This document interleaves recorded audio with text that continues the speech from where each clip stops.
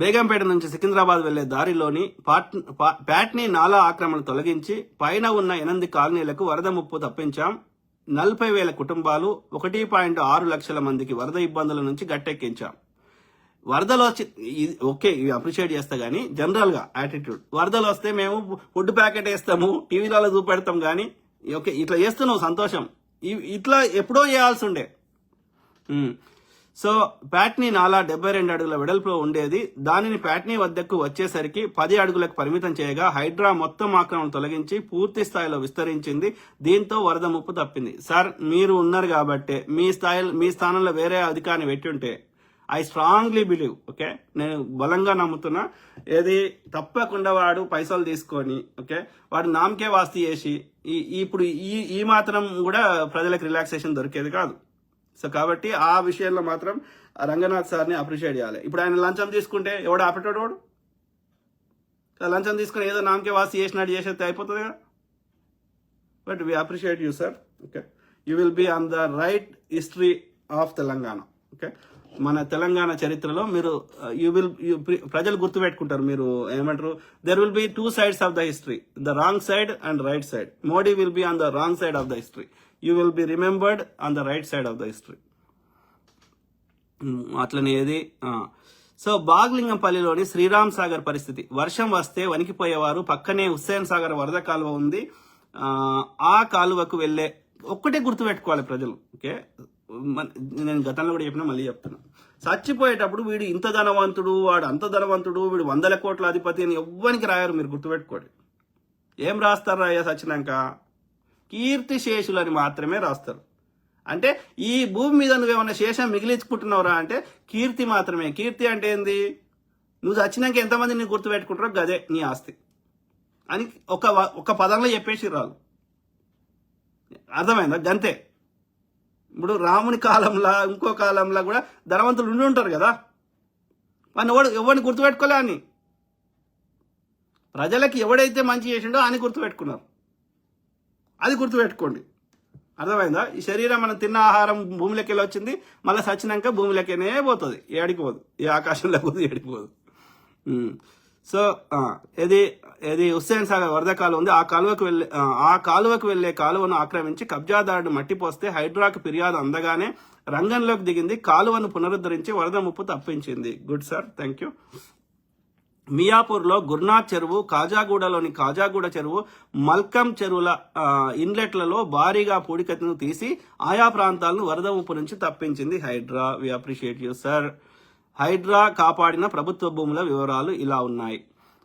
సంగారెడ్డి జిల్లా అమీన్పూర్ మండలంలోని ఐలాపూర్ గ్రామంలో 816 ఎకరాల ప్రభుత్వ భూమిని కాపాడుతుంటే ఆడెవడో బిల్డరు ఎవడో అది వాళ్ళకి గట్టిస్తే వాళ్ళకి తెలియక కొనుక్కుంటే కొంతమందికి నష్టం జరిగింది. వాళ్ళకి ఏమన్నా ప్రభుత్వ పరంగా ఏమైనా నష్టపరిహారం ఇవ్వచ్చా? ఆ బిల్డర్ దగ్గర నుంచి గుంజుకొని ఇప్పివచ్చా? పేదవాళ్ళకైతే డబుల్ బెడ్రూమ్లు కట్టివచ్చా? అదేమన్నా ఆలోచించండి ముఖ్యమంత్రి గారు. ఓకే, సుప్రీంకోర్టు న్యాయవాదిని అని చెబుతూ ప్రభుత్వ భూములు తెగనమ్మిన ముకీంకు ముకుతాడు వేసి 40 ఎకరాల ఆక్రమణను తొలగించింది. అక్కడ ఒక అంగుళం భూమి కూడా కబ్జా కాకుండా మున్ముందు కబ్జాలకు ఆస్కారం లేకుండా ఫెన్సింగ్ వేయడం జరిగింది. Appreciate you sir. Medchal Malkajgiri జిల్లా కుత్బుల్లాపూర్ మండలం గాజుల రామారం విలేజ్ లో రాష్ట్ర ఫైనాన్స్ కార్పొరేషన్ కు కేటాయించిన భూమి ఆక్రమణలకు గురవుతుంటే హైడ్రా రంగంలోకి దిగి 300 ఎకరాల భూమిని కాపాడింది. ఈ భూముల్లో అంతర్జాతీయ స్థాయి ఇంటర్ స్టేట్ బస్సు టెర్మినల్ ను 100 ఎకరాలను నిర్మించాలని ప్రభుత్వం నిర్ణయించింది. అవి చర్యల రూపంలో ఉండాలి ముఖ్యమంత్రి గారు. ఓకే, మీరు ప్లాన్ చేసుకొని కరెక్ట్ గా దాని జీవోలో చట్టాలో ఏదైనా బడ్జెట్ అలొకేషన్స్ చేసినాకనే హామీలు ఇవ్వండి. మీకు ఉత్సాహం వచ్చి హామీలు ఇచ్చి అవి నెరవేర్చకపోతే మీరు కూడా ఒక నరేంద్ర మోడీ లాగా, కేసీఆర్ లాగా ప్రజలు ఒక నెగిటివ్ గుర్తు పెట్టుకునే అవకాశం ఉంది. Okay, hour actions and our words should match. అంటే మనం చెప్పే మాటలు, మనం తీసుకునే చర్యలు కలవాలి. కాబట్టి ఫస్ట్ చర్యలు చేసినాక మాటలు చెప్పాలి. మాటలు చెప్పి చర్యలు కాదు. ముఖ్యమంత్రి గారు మీకే చెప్తున్నా. సో ఇది ఇప్పుడు ఉస్మానియా యూనివర్సిటీ పోయిండు, 1000 కోట్లు ఇస్తానండి. ఎవడాడిని 1000 కోట్లు? ఒక యూనివర్సిటీకి 1000 కోట్లు ఎవరికి కావాలి? 10 కోట్లు ఇయ్యాయా చాలు, 100 కోట్లు కూడా వద్దు, 10 కోట్లు చాలు ఉస్మానియా యూనివర్సిటీకి. 10 కోట్లని ఇచ్చిండు ఆ ముఖ్యమంత్రి గారు, ఆయనకే తెలియాలి. సో అందుకే అంటున్నా, ప్రగల్భాలు వద్దు. వాస్తవాలు చెప్పు. నీకు ఇచ్చే ఇంటెన్షన్ ఉంటేనే చెప్పు, ఇచ్చే ఇంటెన్షన్ లేకపోతే చెప్పకు. లేకపోతే నరేంద్ర మోడీ లెక్క ఒక చరిత్రహీనుడిగా మిగిలిపోవాల్సి వస్తుంది. 100 ఎకరాల్లో నిర్మించాలని ప్రభుత్వం నిర్ణయించింది. అలాగే స్టాంపులు, రిజిస్ట్రేషన్ శాఖ కార్యాలయము, పాఠశాలలు, కళాశాలలు నిర్మించడానికి ప్రభుత్వం చర్యలు తీసుకుంటుంది. Good, we appreciate you sir. Rangareddy జిల్లా శేరిలింగంపల్లి మండలంలోని కొండాపూర్లో 40 ఎకరాలను కాపాడింది. యుఎల్సి భూములలో పాగా వేసిన వారిని ఖాళీ చేయించి ఆ భూమిని స్వాధీనం చేసుకుంది. ఇందులోని 10 ఎకరాల్లో ఇంటిగ్రేటెడ్ పబ్లిక్ స్కూల్తో పాటు కళాశాలలు, వసతి గృహాలను రాష్ట్ర ప్రభుత్వం నిర్మిస్తోంది. చూడండి మిత్రులారా, ఇవన్నీ ఏం చేసినా అవన్నీ మనందరికీ కదా, మన పిల్లలే కదా వాళ్ళు చదువుకునేది కదా. ఆలోచించండి మిత్రులారా దయచేసి. అనేక లేఅవుట్లన్నీ కలిపి దివ్యానగర్ లేఅవుట్లుగా మార్చి అక్కడ ప్లాట్లు అమ్మాలంటే నల్ల మల్లారెడ్డికి ఆ ప్లాటు యజమాని కప్పం కట్టాలి. ఆ ప్లాట్లలోకి వెళ్ళడానికి వీలు లేకుండా చేసిన వారికి గుణపాఠం చెప్పింది హైడ్రా. మేడ్చల్ మల్కాజ్గిరి జిల్లా ఫిర్జాదిగూడ మున్సిపాలిటీలో 200 ఎకరాల చుట్టూ ప్రహారీ గోడ నిర్మించి పరిసర కాలనీలకు దారులు మూసేసిన వైనంపై హైడ్రా చర్యలు తీసుకుంది. ప్రహారీలను తొలగించి కాలనీలకు దారి చూపింది. అంటే రోడ్లు కూడా వాడు కబ్జా చేసిండు దుర్మార్గుడు. ఓకే, సికింద్రాబాద్ కంటోన్మెంట్ లోని మేడ్చల్, మల్కాజ్గిరి, హైదరాబాద్ జిల్లాల పరిధిలో 106 ఎకరాల ప్రభుత్వ భూమిని కూడా కబ్జాదారులు వాటాలేసుకుని కాజేయాలని ప్రయత్నించారు. కంటోన్మెంట్ ప్రాంతంలో గల GLR general land register number 2243, 255లలో ఉన్న 106 ఎకరాల ప్రభుత్వ భూమిలోకి లోతుకుంట సర్వే నంబర్ 1-2తో ఎంటర్ అయ్యి ఏకంగా లేఅవుట్ వేసేశారు. అంటే ఆక్రమించారు, కబ్జా చేశారు. అక్కడ పర్యావరణానికి తూట్లు పొడుస్తూ సహజ సిద్ధంగా ఉన్న కొండలను పేల్చుతూ వన్యప్రాణుల మనుగడకు భంగం కలిగించారు. ఓకే, చిట్టడివిని తలపించే విధంగా ఉన్న పచ్చని గుట్టల్లో నెమళ్ళు ప్రాణభయంతో నివాస ప్రాంతాలలోకి పారిపోయే విధంగా అక్కడ కొండలను పేల్చిన ఘటనలపై ఒక కొండలు ఫామ్ కావాలంటే ఎన్ని ఏళ్ళు పడుతుంది అయ్యా? ప్రకృతి ఏది పెట్టినా దానికి పర్పస్ లేకుండా పెట్టదు. ఇలా హిమాలయాలు ఉన్నాయంటే అవి మనకి ఎంతో రక్షణగా ఉన్నాయి భారతదేశానికి. కాబట్టి దానికి పర్పస్ ఉంది, వాళ్ళకెళ్ళి జీవనాదులు పుట్టినాయి. కాబట్టి వాటిని నా ఇష్టం ఉన్నట్టు తాగుకుంటా కొట్టుకుంటా అంటే కలవదు. అట్లా అంటే మన మనుగడని మనం తొలగించుకుంటున్నట్టు అవుతుంది మన జాతిని. సో కాబట్టి దానికి మేధావులు ఉంటారు, ఇంజనీర్లు ఉంటారు, వాళ్ళందరి సలహాలు తీసుకొని దానివల్ల నష్ట నివారణ ఏమవుతుంది అది తీసేస్తే అన్ని ఆలోచించి పర్మిషన్లు ఇస్తారు, ఉట్టినే ఇయ్యరు. నెమళ్ళు ప్రాణభయంతో నివాస ప్రాంతాలకు పారిపోయే విధంగా అక్కడ కొండలను పేల్చిన ఘటనపై స్థానికులు హైడ్రా ప్రజావాణిలో ఫిర్యాదు చేశారు. ప్రీకాస్ట్ ఇటుకలతో ప్రహారీలు నిర్మించి ఆక్రమణల పర్వానికి తెరలేపగా వాటిని తొలగించి 106 ఎకరాల చుట్టూ హైడ్రా ఫెన్సింగ్ వేసింది. దీంతో స్థానికులు సంబరాలు చేసుకున్నారు. పెద్ద ఎత్తున హైడ్రాకు మద్దతుగా ర్యాలీలు తీశారు. టపాసులు పేల్చి హైడ్రా జిందాబాద్ అంటూ ప్రభుత్వానికి అనుకూలంగా నినాదాలు చేశారు. Good sir, good. So please continue what you doing. And అట్లనే ఈ యొక్క ఏమంటారు, ఈ బెదిరింపులకి, ఈ ప్రెజర్స్ కి దయచేసి లొంగవద్దు. ఎందుకంటే it is you are fighting for a bigger cause. Okay, ఒక జాతి ప్రయోజనాల కోసం పోరాడుతున్నప్పుడు దుర్మార్గులు, ఆక్రమణదారులు, స్వార్థపరులు ఇబ్బంది పెడతారు. ఓకే, అన్ని వ్యవస్థలను ఇన్ఫ్లుయెన్స్ చేస్తారు, ఇంక్లూడింగ్ న్యాయ వ్యవస్థ సహా. కానీ అదిరేది లేదు, బెదిరేది లేదు. న్యాయ వ్యవస్థను పెట్టింది కూడా ప్రజలకు న్యాయం చేయమని. ఆ యొక్క దుర్మార్గుల దగ్గర లంచం తీసుకొని వానికి వత్తాసు వాళ్ళకమని కాదు. న్యాయవాదుల జడ్జిలారా, ఓకే, మేల్కోండి.